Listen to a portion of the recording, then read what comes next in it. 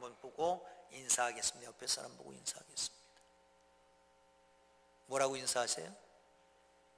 옆에 앉아서 예배드리니까 참 좋습니다. 시작. 옆에서 앉아 예배드리니까 참 좋습니다. 감사합니다. 1972년 10월 13일 우루과이 대학 럭비 팀이 선수 15명, 응원단 25명, 승무원 5명, 합의 45명을 싣고 칠레 공항을 향해서 날아가고 있었습니다. 도착하기 직전 안데스 산맥에 추락하고 맙니다. 눈사태가 비행기를 덮쳤고 3,500에서 5,000m 되는 그런 고지에 추위가 엄습해 옵니다. 영하 40도의 추위. 곧 어떻게 되겠지 하고 가지고 있던 식량은 2, 3일 내로 다 먹어치웠습니다. 춥고 굶주리고 어찌할 수 없는 가운데서 한 사람 두 사람 죽어가기 시작합니다. 어쩔 수 없으니까 동료의 살을 뜯어서 그것을 먹습니다. 그 중에 난도라고 하는 청년이 이대로 있다간 죽겠다, 전체가 죽는다, 그 친구 로베르토와 함께 눈을 뚫고 나옵니다. 넋뼈를 씌는 채로 자그마치 10일 동안 100km를 걸어서 한 농가를 만나고 구원을 받게 됩니다. 72일간의 사투였습니다. 16명이 생존하게 되었습니다. 생존자 중에 호세라고 하는 청년이 고백을 합니다. 저는 학생 시절부터 교회에 한 주일도 빠진 적이 없었습니다. 그동안 교회에 다녔지만 하나님의 집에 살지는 않았습니다. 신자라고 하는 이름은 가졌지만 사실은 신앙이 없었습니다. 저는 눈 덮인 산에서 죽음과 싸우며 비로소 하나님의 집으로 돌아왔다라고 하는 것을 알게 되었습니다. 교회에서 수없는 성찬 예식을 했습니다. 그 뜻이 내 가슴에 와닿질 않았습니다. 그러나 산속에서 죽은 친구의 살조각을 손에 얹고 그것을 입으로 씹으면서 예수 그리스도의 몸인 것을 알았고 그의 사랑이 무엇이며 십자가가 무엇인지를 깨닫게 되었습니다.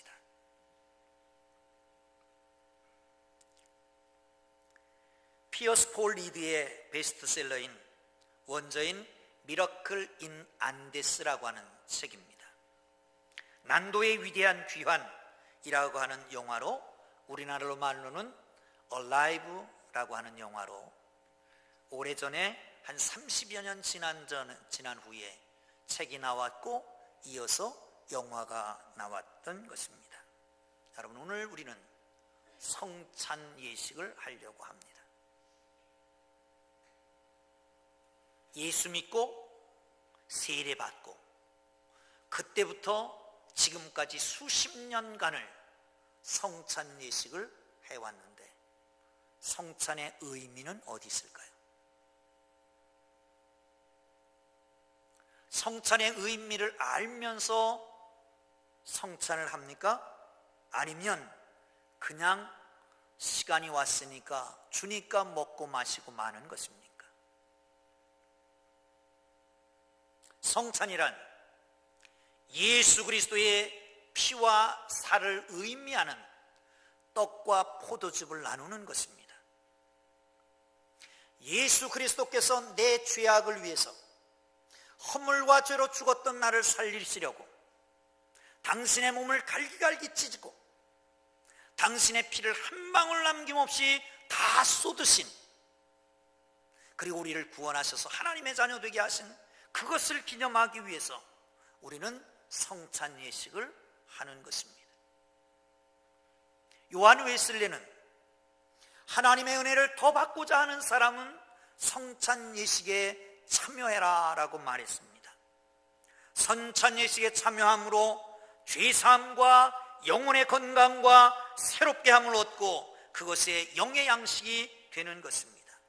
성만찬은 주님의 대속의 죽음, 그 의미를 우리의 눈으로 보는 시각적인 설교라고 말합니다. 지금 여기에 우리가 은혜 주시고 그 죽음과 희생을 확증하는 증거가 바로 성찬 예식입니다. 성만찬에 참여하면서 회심케 하는 은혜, 성결케 하는 은혜가 전달됩니다. 성만찬 예식에 참여하면서 천국의 보증을 받게 됩니다. 성도는 그리스도 안에서 하나 되는 경험을 하고 주 안에 스스로 사귀는 즐거움을 나누게 되는 것, 이게 성찬의 의미이고 성찬의 기쁨이고 성찬의 축복인 것입니다. 사랑하는 성도 여러분, 오늘 이 시간 성찬을 나누기에 앞서서 성찬의 의미를 함께 나누기를 원합니다.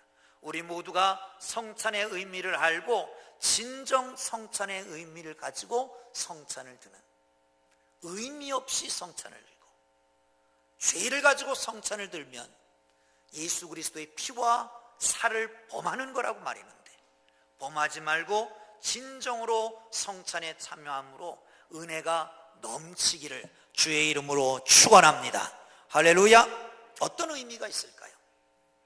한번 보십시다. 24절입니다. 시작. 축사하시고 떼어 이르시되, 다시 읽겠습니다. 다시. 제가 크게 소리 지르면 성도는 조용히 한다. 그래서 설교하게 보면 크게 소리 지르지 마라. 그게 설교하기거든요. 설교하기 원론인데 제가 너무 크게 한 것 같아요. 이제부터 제가 조용히 해야 성도님들이 크게 할 것 같아서 제가 조용히 하도록 하겠습니다. 함께 읽겠습니다. 24절.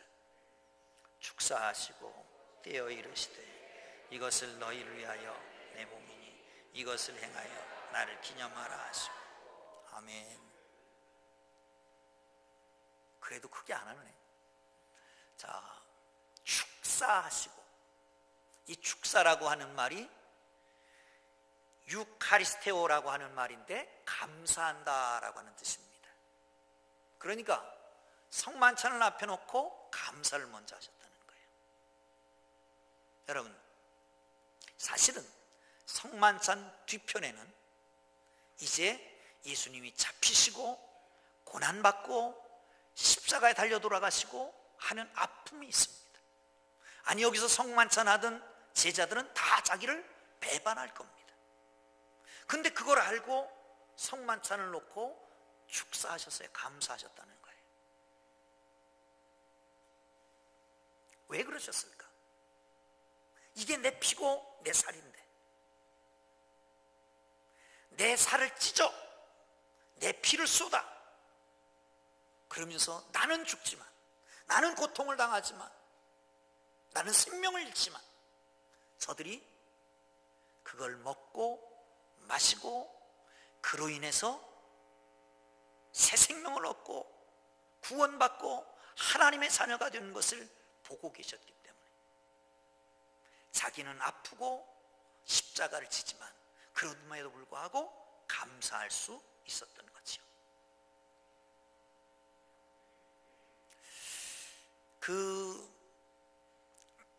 전에 한번 설교하면서 말씀드린 것 같아요. 카리스마, 그런 말 있죠? 은혜가 넘친다, 그런 뜻인데 그게 이제 변질돼서 카리스마가 넘친다 그러면 특별한 은사를 가지고 뭐 어떤 지배적인 힘이 있는 것 같이 얘기하는데, 이게 사실은 은혜라고 하는 뜻입니다. 카리스마, 은혜, 카리스라고 하는 은혜와 카라라고 하는 말은 어원이 같습니다. 카라는 기쁨입니다. 다시 말하면 은혜가 있으면 기쁨이 있어야 된다는 거예요. 은혜 받은 사람 기뻐해야 된다는 거예요. 기쁨이 없는 사람은 은혜가 없는 거예요. 같은 맥락에서 유카리스테오, 그러니까 여기도 그 똑같은 원이 들어가 있을 것 같잖아요. 다시 말하면 이렇습니다. 은혜 받으면 기쁨이 있고 기뻐하는 사람은 감사하게 된다. 이런 도식이 만들어지는 거예요. 사랑하는 성도 여러분, 예수 그리스도의 은혜로 구속받고 예수 그리스도의 은혜로 하나님의 자녀되고 예수 그리스도의 은혜로 하나님께서 나와 동행하시고 하나님의 은혜로 지금까지 살아왔다면 우리는 기쁨이 있어야 될 것입니다. 할렐루야. 그리고 나아가서 감사함이 있어야 될 것입니다. 이 감사가 넘치기를 주의 이름으로 축원합니다. 여러분, 그런데 감사의 조건이 있어서 감사하는 게 아니라 감사하는 사람이기 때문에 감사하는 겁니다.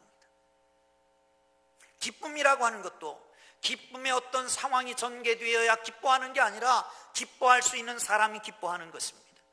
은혜 받은 사람이 기뻐하고 기뻐하는 사람이 감사할 수 있는 것을 믿으시기를 축원합니다. 그렇기 때문에 하박국서를 보면 압니다. 하박국은 전쟁의 위험이 다가옵니다. 말박국 소리가 들려옵니다. 그러면서 하박국은 뭐라고 그럽니까?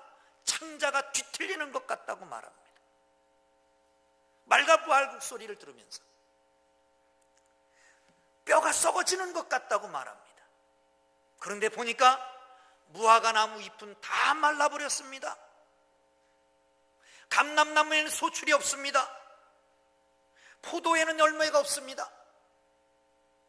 밭에는 먹을 거리가 하나도 없습니다. 우리에는 양떼도 없고 그리고 송아지도 한 마리 없습니다. 우리말로 하면 사업은 부도나고 직장은 퇴직당하고 자녀들은 말썽을 일으키고 몸은 건강치 못하고 그런 상황에서도 난 여호와를 인하여 기뻐하고 여호와로 말미암아 감사하리로다. 할렐루야. 할렐루야. 사랑하는 성도 여러분, 감사는 만찬 뒤에 있는 십자가의 고난이 있지만 그 십자가의 죽음을 극복할 수 있는 게 감사의 힘입니다. 할렐루야. 사랑하는 성도 여러분, 감사는 불행을 행복으로 바꿔줄 수 있는 것입니다. 불행 중에 불평하고 원망하면 그 불행은 여러분을 삼키고 말 것입니다.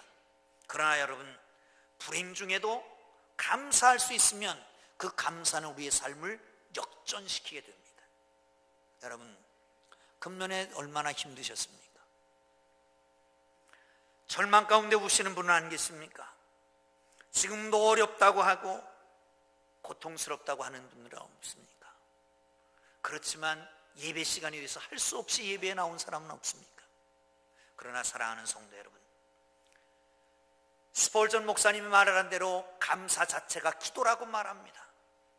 감사로 제사 드리는 자가 주를 영화롭게 한다라고 말씀합니다.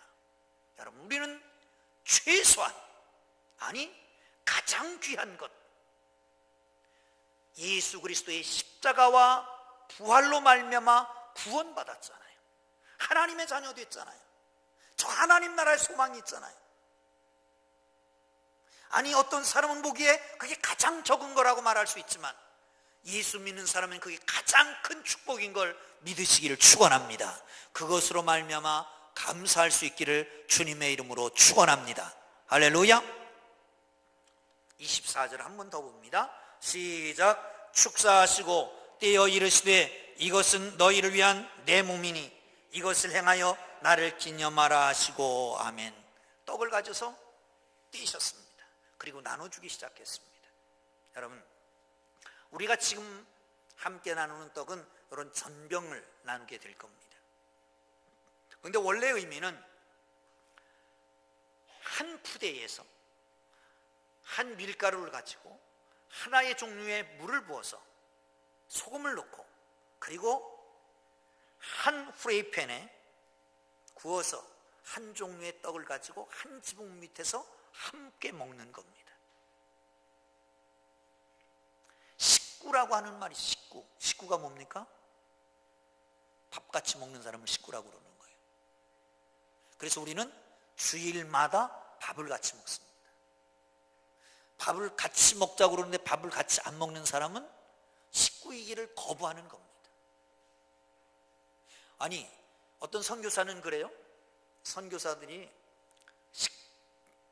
자기들이 먹는 음식을 주는데 그 음식을 거부하면요 원수라고 생각하고 죽인대요. 그래서 선교사들은 무엇인지 일단 먹어야 된대요. 심지어는 어떤 경우는 동물을 잡아서 모래를 파고 거기다 살을 점여서 넣는 거예요. 모래 있는 채로, 그냥 털 붙은 채로. 그리고 그 위에다가 불을 막 떼요. 그럼 밑에서 익잖아. 그걸 꺼내서 이제 먹는 거야. 고기는 익었죠. 근데 그걸 먹으려면 어떻게 먹어야 되냐면 입에다 한 조각 넣으면 모래 이렇게 빼내면서 먹어야 돼요. 어떤 때는 우지고적 씹히고. 근데 그걸 주면 안 먹는다? 그럼 죽인다는 거예요. 점심 같이 안 먹고 하는 사람은 죽을지 모릅니다. 사랑하는 성도 여러분, 그렇습니다. 우리는 한 가족입니다. 한 피바다 한 몸이룬 형제요 자매들이요. 부정모혈로 사람이 만들어집니다. 그리고 똑같은 부정모혈로 만들어진 사람들을 형제라고 말합니다.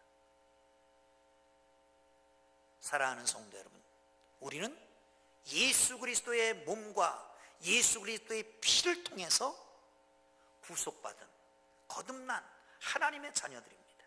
그럼 우리는 형제요 자매인 것입니다. 여러분, 우리 교회 구성원의 가치는 돈이 있어서 가치 있는 게 아니라, 귀한 자리에 있어서 가치 있는 게 아니라, 어떤 특별한 은사가 있어서 가치가 있는 게 아니라, 하나님이 선택하신 계획, 예수 그리스도의 피값으로 사신 그 놀라운 가치, 그것 때문에 우리가 가치가 있는 것입니다. 그래서 우리는 잘나고 못나고 없고 많고 없고가 문제가 아니라 우리 모두 다 주님 안에서 형제인 걸 믿으시기를 축원합니다. 할렐루야. 여러분, 그런데 교회 안에도 보기 싫은 사람 있어요, 없어요? 여기는 없지. 저쪽 딴 동네는 있어. 교회 안에 보기 싫은 사람. 그런데 제일 좋은 병원 가보니까요, 환자들이 너무 많아요. 꽉꽉 차요. 몇 시간씩 기다려야 돼요. 그게 좋은 병원이더라고. 근데 좋은 교회는 어떤 분 될까요? 죄인이 많아야 좋은 교회예요. 못된 인간이 많아야 좋은 교회. 이해할 수 없는 인간이 많은 데가 좋은 교회예요. 근데 좋은 병원은 치료가 되잖아요. 좋은 교회는 사람이 변화되는 거예요. 근데 아직 과정이니까, 변화되는 과정이니까 이해하시면 되는 거예요. 찰스 스윈돌 목사님이 어느 날 주일날 설교를 했답니다. 하나님 앞에서 설교를 하면서 이렇게 했습니다. 우리 모든 성도들은 하나님의 말씀을 지켜야 함과 동시에 법을 지키고 살아야 됩니다. 심지어는 교통법규까지 지켜야 됩니다. 사실 그렇잖아요. 은혜는 가장 높은 수준입니다. 상식이 그 밑에, 그리고 법이 그 밑에입니다. 사람들이 몰상식한 사람들이 있어요. 예수 믿는 사람 몰상식하면 안 되죠. 근데 법과에 저촉되는 범법자들이 더 안 됩니다. 은혜 위에 사는 사람은 법은 초월한 게 아니라, 법은 안 지키는 게 아니라, 법은 그냥 저절로 지키고 상식 수준에서 넘어서 은혜로 살아가는 게 정말 그리스도인입니다. 그런데 이 목사님이 운전하고 가시는데 딴 생각을 하셨던 거예요. 어떤 분이 제 운전이 난폭하다 그러는데 생각할 게 많아서 그렇습니다. 이해해 주세요. 근데 딴 생각을 하다가 신호등을 그냥 지나갔는데 아차 싶어서 보니까 성도들이 있는 것 같다는 거예요. 근데 저녁 때쯤 전화가 왔습니다. 내일 점심 하시죠? 그래서 아차 뭔가 점심하자고 그러는데 덜컹해서 가면서 여기다 팻말을 해놓은 것 같아요. 뭐라고 썼냐면 I am guilty. 나는 죄인입니다. 그리고 문을 탁 열고 들어가니 얼마나 놀랬겠어요. 막 박장대소하고 웃었습니다. 근데 딱 뒤로 돌아섰대요. 뒤엔 뭐라고 써 있을까요? 죄인 없는 자가 먼저 돌로 쳐라.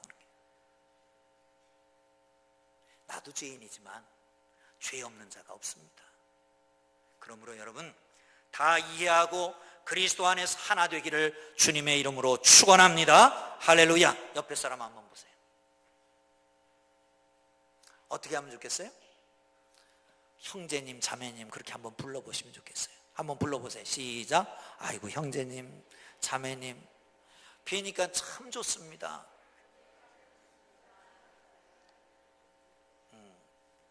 자, 26절 시작. 너희가 이 떡을 먹으며 이 잔을 마실 때마다 주의 죽으심을 그의 오실 때까지 전하는 것이니라. 아멘. 마지막으로 전해야 된다는 거예요. 여러분 그 캐톨릭의 미사라고 하는 거 아십니까? 미사 그 성만찬을 미사라고 그러는데 이 미사라고 하는 말은 미테라에서 왔는데 이것은 보낸다라고 하는 뜻입니다. 여기서 미션이 나왔습니다. 선교사를 미셔너리 그러는데 이 보냄받은 사람이라고 하는 뜻입니다. 사랑하는 성도 여러분, 그렇습니다. 우리는 떡을 먹고 마시고 하나님의 은혜를 체험하고 이 하나님의 은혜를 전하며 사는 사람들이 되어야 된다는 거예요. 귀한 것을 가지고 있으면 자랑을 하는 것입니다. 사랑하는 성도 여러분, 자랑하고 섬기는 하나님의 사람들 되기를 주의 이름으로 축원합니다. 그렇습니다. 초대교회 교인들은 박해가 심했잖아요. 로마에서는 카타콤 지하 동굴에 들어가서 거기서도 신앙생활합니다. 그런데 지하 동굴에 보면 그 당시 그려놨던 그런 벽화들이 있는데 그 벽화에 성만찬했던 것 같은 그림들이 있습니다. 성만찬을 하면서 기념하라고 그랬으니 기념하고 감사하며 찬양하며 살았습니다. 사람들은 우습게 봤을 겁니다. 아니 거기 지하 동굴에 숨어있는 주제에 뭐 하고 있느냐고 막 그랬을 거 아니에요. 그런데 200년도 채 안 가서 313년에 콘스탄틴 대제가 기독교를 인정합니다. 그리고 380년에는 데오도시우스 황제가 국교화하게 됩니다. 여러분 보세요. 정말 아무것도 아닌 것 같은 그들이 지하 동굴에 들어가면서 성찬 예식하고 기뻐하고 감사했더니 로마를 정복하게 된 거 아닙니까? 여러분 이 모든 은혜가 여러분 모두에게 있기를 주의 이름으로 축원합니다. 할렐루야. 또 한 가지 나누는 것입니다. 띄어서 나누는 겁니다. 성찬 행위는 나눔에 있습니다. 세상 식탁은 비싼 식탁도 있고 싼 식탁도 있고 좋은 음식도 있고 나쁜 음식도 있지만 배부른 사람도 있고 배고픈 사람도 있지만 주님의 식탁에는 모두가 동일한 식탁을 함께 나누는 것입니다. 로마서 14장 17절에 보면 하나님의 나라는 먹는 것과 마시는 것에 있는 것이 아니라 오직 성령 안에서 의와 평강과 기쁨이다 라고 말씀하고 있습니다. 사랑하는 성도 여러분, 하나님의 나라를 이루어서 우리가 전해서 하나님 나라를 세움으로 나누고 섬김으로 주위에 얼마나 많은 사람이 고통스러워합니까? 어젠가 뉴스에 들으니까 그런 말을 하더라고요. 우리나라의 독거 노인들의 상대적 빈곤율이 2위라고 그러던가요? OECD 국가 중에 2위라고 그러던가요? 여러분 주위에 어려운 사람들을 돌아보고 나눌 수 있기를 주의 이름으로 축원합니다. 마지막 5번째 25절을 봅니다. 시작. 식후에 또한 그와 같이 잔을 가지시고 이르시되 이 잔은 내 피로 세운 새 언약이니 이것을 행하여 마실 때마다 나를 기념하라 하셨으니 아멘. 새 언약의 피다라고 말씀합니다. 시간이 많이 지나갔기 때문에 빨리 정리하고 마치겠습니다. 출애굽기 6장 6절부터 7절 사이에 보면 이것이 바로 가정에서 유월절 식사를 하는 겁니다. 잔을 4번을 듭니다. 첫 번째 잔을 들고 축복 기도를 합니다. 무거운 짐에서 너희를 빼어내시며, 그리고 한 잔씩 나눕니다. 두 번째 잔을 들고 축복합니다. 그들의 노역에서 너희를 건지시며, 세 번째 잔을 듭니다. 그리고 편팔과 여러 큰 심판으로 너희를 속량하셨으며, 이렇게 3번 나눕니다. 그리고 4번째 나눕니다. 너희를 내 백성을 삼고 나는 너희의 하나님이 되리니 애굽의 무거운 짐에서 벗어나서 내가 너희 하나님인 줄 알리라. 그리고 4번째 잔을 나눕니다. 그런데 예수님은 마지막 잔을 안 돌리십니다. 마지막 잔을 돌리시기 전에 이렇게 얘기하십니다. 내가 저 하나님 나라에서 새 포도주로 너희와 함께 나눌 때까지는 함께 나누지 않겠다. 이것은 새 언약을 말합니다. 여러분, 이 언약이라고 하는 것은 세크라멘툼이라고 하는 말을 쓰는데, 이건 군인이 군주한테, 사령관한테 맹세하는 겁니다. 내 모든 것을 하나님을 위해서 다 바치겠습니다. 이게 바로 마지막 새 언약입니다. 우리 주님이 언약의 핀 줄 믿으시기를 주의 이름으로 축원합니다. 성찬의 의미 5가지를 말씀드렸습니다. 첫째는 구원에 감사하는 겁니다. 두 번째는 형제 자매의 사랑을 나누는 것입니다. 세 번째는 주님이 오실 것을 전하는 사랑의 복음을 증거하는 것이고요. 그리고 우리가 가진 것을 나누는 것이고, 황제에게 충성하는 것처럼 충성 맹세를 하는 것입니다. 사랑하는 성도 여러분, 우리는 성만찬 예식을 하려고 합니다. 의미를 깨닫고 주의 살과 피를 범하지 말고 온전한 하나님의 사람으로 살게 될 수 있기를 바랍니다. 기도하겠습니다. 우리 잠깐 하나님 앞에 기도하면 좋겠습니다. 우리를 돌아보시죠.